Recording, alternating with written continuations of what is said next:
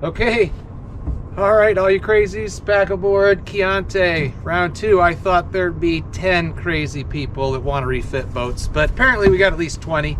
And I didn't do a lot of filming first go around, but it appears that we thought, I don't know, the boat was appraised for $22,000. I didn't know what to think. I thought it would be a little less than that potentially, just because we're in a yard here in Anacortes, no work yard.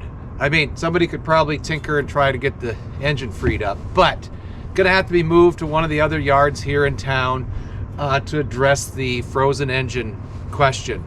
That's for starters. I've had lots of awesome, I love the emails of people who maybe think we should take this thing and who maybe think that, you know, put it in the water and sail it to Mexico. Not a bad idea. Labor's a lot cheaper down there, but John Neal did that on his first boat. The engine wasn't running 3 times in a row and he just left. But quick video for regular followers, nothing to do with the Skallywags other than we're selling this boat, and we'll recap who buys it, how much it's for, and hopefully I've had some offers that people will do some videos and send me, even if they don't have videos, the cost of what they put into the boat, because that's what we're compiling year after year, and I'm hoping in 10 years to have a lot of good information on what it costs to refit a boat. So we didn't I didn't put in any trucking quotes. I know that you could get that readily from a transport company. You know, if originally I thought if you bought it for 15, you could put 5,000 in trucking on the coast or something. So that's up to you on your own. Instructions are in the emails for bidding, proxy bid. It'll go on. I'm targeting 10 days after this video comes out to let those that are interested in the higher bids to actually come take a look in person if they want. Even though it's not necessary, I'm going to just walk around with a camera and open up compartments and show you what it needs. I'm going to take the sail cover off, things like that. So I think without further ado, the good news is people are interested, and they do agree with us that saving one of these boats is awesome. I wish we could do it. We bought a boat for $25,000 on a $75,000, put 50 into it. King's Pride, it's been fun. I'm more than that now, and I'm over budget. I can't afford to start another one when one isn't even done. Otherwise, we'd set this right out back at school and rip into it. So we'll start at the top and get a look at maybe the main sail and what's going on, and some stuff out back, and get you inside. I'll open up lockers and hopefully give everybody an idea. The reason the garden is growing a little bit here on this boat and it's all moss covered, I know. People say, well, if you just pressure wash it and do a few things, you'd get more money. Yeah, I just mentioned I'm out of time. Not only did we inherit this boat, at the exact same time we inherited a nice Catalina 30, and we still have 2 power boats, plus King's Pride, 5 boats. Just can't do it. But there's no water here, there's no power. You know, the batteries are dead. I can't evaluate electrical system. My loss, someone else's gain. So without further ado, let's start taking a look. Okay, canvas sail cover, check. It's got some moss started, but it doesn't look terrible. Boom. Doesn't look terrible. Halyard here, topping lift. I think it's totally serviceable. The sail also, definitely, it's not new, but I don't know. We'll pull the front end of the cover off. It's got white floppy things. It should sail just fine. Got all this new structure for the enclosed cockpit, as I mentioned. I am not putting it on. The main sheet Traveler has got something missing here. You can see the garden growing in the back. I told you this hatch right here needs some fixing. Got nice line clutches here and in the back. Let's see if we can pop a couple of these off. By the way, it's Sunday. It's technically a day off, right? Apparently when you're in the boat business, there are no days off for us Skallywags.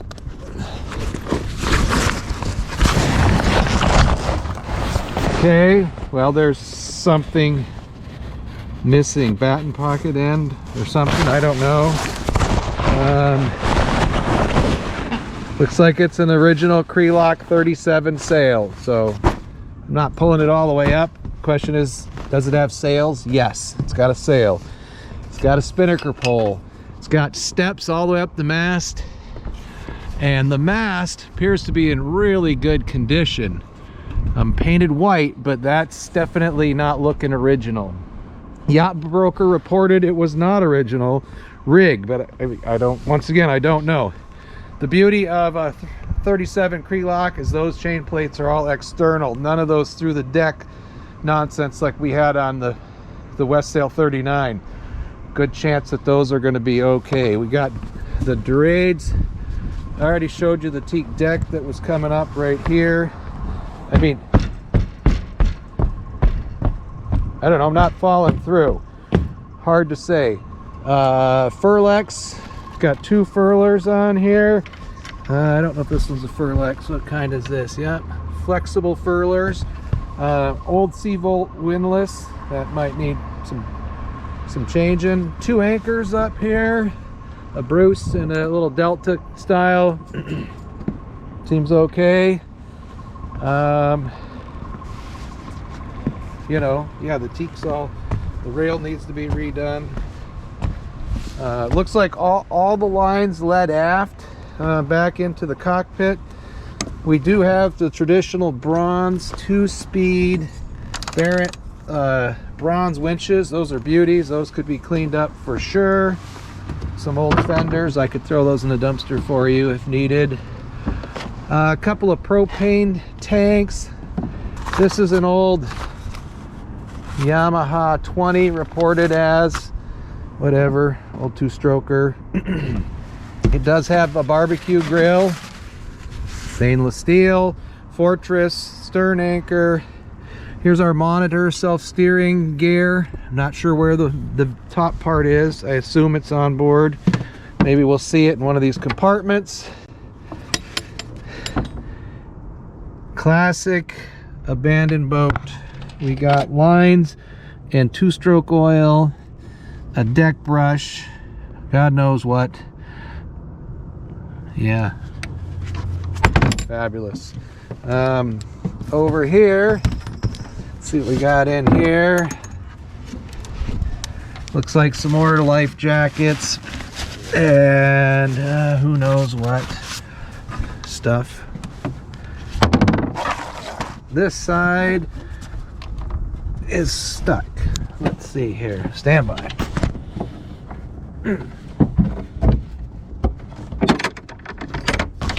Yeah, it's not stuck. It's a latch issue. Oh, got a broken hinge though right here.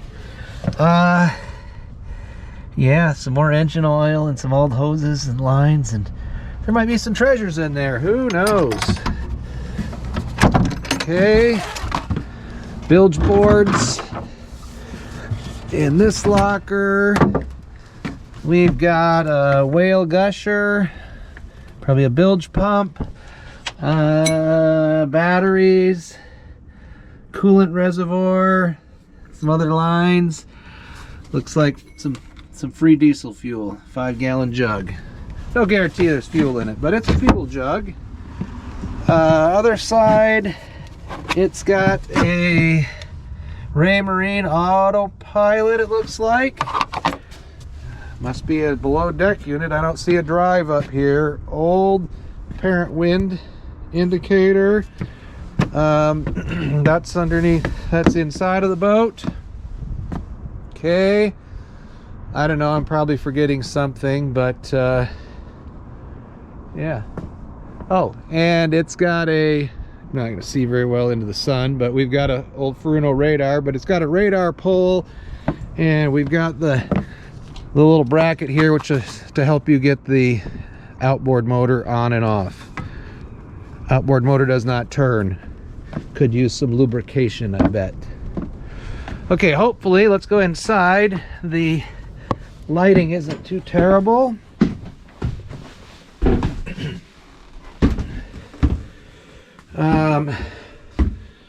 Yeah, this is going to work. So this is the refrigerator. I showed a picture of that before. It's like a fridge freezer. It's pretty big. It's got a refrigeration unit.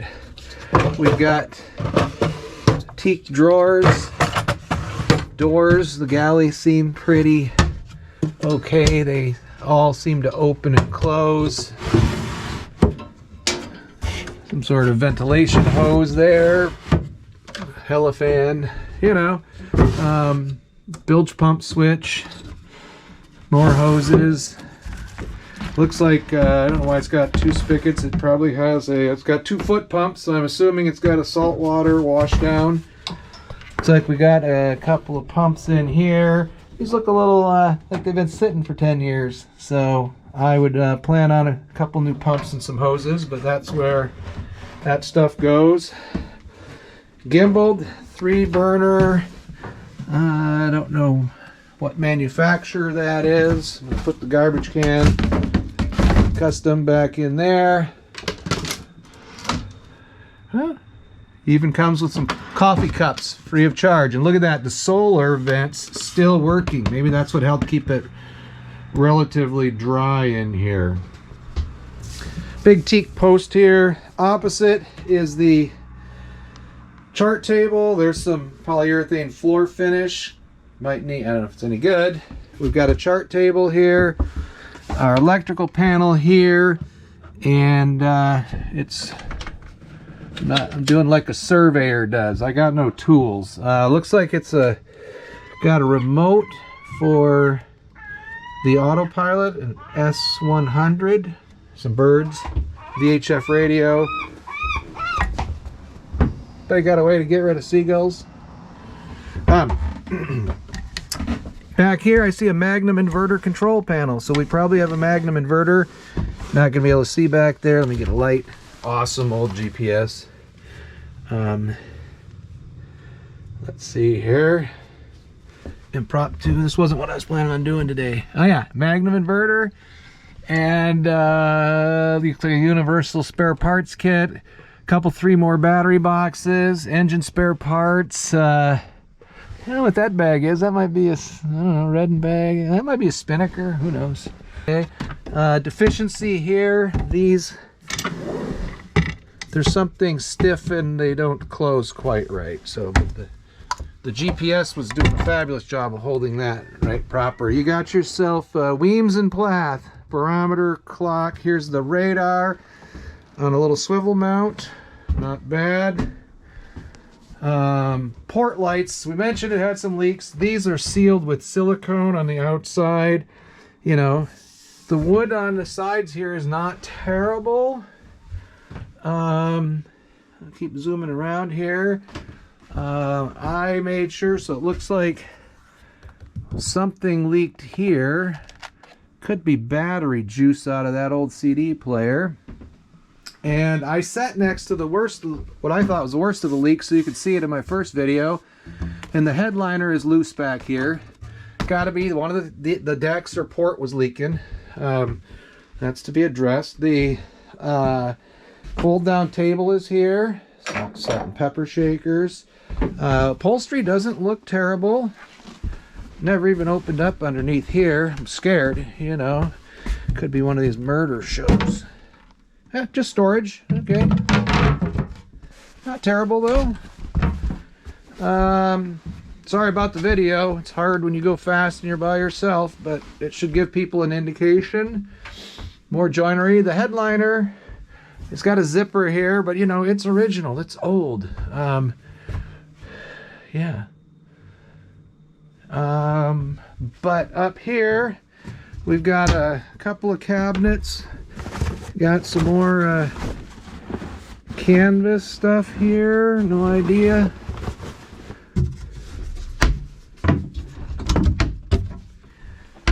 Yeah, bed sheets, the works. Got the same upholstery done up here. Got 3 drawers. Maybe I'll find a treasure here. Look pretty good. Here's our battery switch and anchor breaker, it looks like. This is the head sail. So, I mean, yeah, maybe serviceable, but for sure, for an old boat. And then underneath here is the Dodger, some cockpit cushions, pillows, and this is the canvas. And it looks like, I mean, I can see nice new clear windows. It's wadded up in here, but I believe that's what the owner reported was the new full enclosure for the cockpit. But you can see up here, we got leaks, right? Somebody pried down this head panel, probably when it was for sale.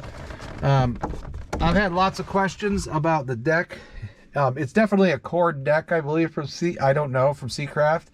You'll have to research that. I would assume it's probably 1982 plywood in between the glass with a teak. But in here, I mean, this teak is all, I think, plenty serviceable. Once again, underneath the port light, you can see evidence, you know, probably, I don't know, before or after they spooged that silicone in there. That's an easy enough to do job.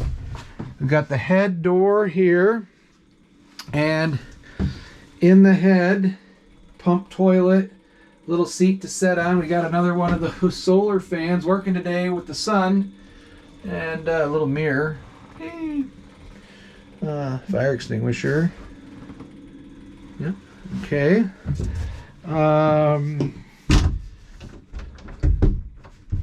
Well, the head door has got a little bit of a interesting. I'll futz with that later. Bilge compartment. Here's the forward bilge. It's got a bonding lightning plane of some sort, a transducer. I already had the boards forward up. The fuel tank is underneath here. Don't know what's underneath here. Hoses painted white, drains, things like that. Let me get my light back out. It looks a lot like original 1982. Oh, I wonder if my pocket was getting hot. All right, let's look down in here. We've got some rust colorations. You know, it's ready for a refit. It's a lot of original stuff. I'll still get to the motor back there. You know, it is an external keel, so you're gonna have to address keel bolts probably to take a look, good inspection. Okay, for the engine here, got one step offset, battery switch, another bilge. We prop this up. Soundproofing's getting a little bit, let's see here, we got two of those.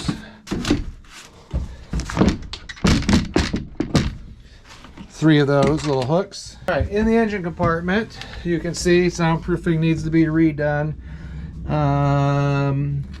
Yeah, I'm not crawling back into the lazarette and figuring out where the access to that is. It looks like a reasonably well-conditioned stainless steel something, probably a hot water heater. We've got a fuel pump. It's got a nice Raycor, still has red fuel in it. The reported fuel tank's opened up, polished, cleaned, ready to go. Oil change pump. But as I said, this thing is seized up, and we tried just a little bit to get it freed up. Universal, I'll go out and see what the hour meter says, but you know, I'm in a refit business. I like engines. I would put a new one in, as I mentioned in the other video, but it might be able to get a few more hours out of it to get it to some place where you could get it fixed. Hard to say. A little bit of sailing gear, spanner, wrench, some CTOL treasures. Hour meter right here that says 3,174 hours. Since it's by a lot of other original equipment, probably a good guess. But okay, forward opening hatch, mid bay opening hatch. Oh, it wants to turn. We got one solar vent not working. As I said, the batteries are dead. I can't test any of the electrical panels. And we don't have any shore power here. I can't test that. I do see a interesting, might have a furnace on it of some sort. I didn't see any electric heat, although I don't see any. Oh, there's a duct here. Maybe, I don't know. For the purpose of our little thing. Oh, there's a knot log. That's really cool. That's an old one. 2633.3. Well, data marine. It's went places. There we go. reported from the owner, this boat sailed from the East Coast down and did the Bahamas, Caribbean, whatever, and then through the Panama Canal and up to here. And then, like I said, they were thinking they should go from here to Alaska and had this whole extra framework built. So I'm guessing there's no hour meter on the engine controls. Nope, right there. There's a chance we have a key for that, but no guarantees. Clip in here for offshore sailing. We got a cockpit table. I did turn the wheel and the rudder goes port and starboard and stops. This is probably in need of repair. Good winter project, so on some new leather. Okay, I'm going to squeeze this in as well for our viewers. Down below here, got the rudder moved over. I already showed the prop looked good. I can wiggle it a little, so it's serviceable, but not perfect. There's your bronze shoe. Looks all right as far as I can tell. I did not check any of the through hulls. Okay, a little bit of paint off here, and you can see in the past one little spot, but overall paint's not looking bad. Two more through hulls here on the port side and one up above. This is previous, been painted over, so there's a couple of spots like that, meaning that things probably never been stripped since 1982. Here's where they banged into a few things or whatever. But overall not terrible. Here's the speed transducer, another through hull there, that single sideband thing. It is an external keel, and you know, there's just, you can see the seam right here and then nothing. Let's go back and look at the aft end. You can see where the water's been just running down. Once again, at the back edge, you can just see the seam between the keel and the fiberglass hull. So this is your engine intake, and it looks like a depth transducer. Serviceable, like I said in the other video. You know, touch up. This is the worst spot right here. It's that big, width of my hand.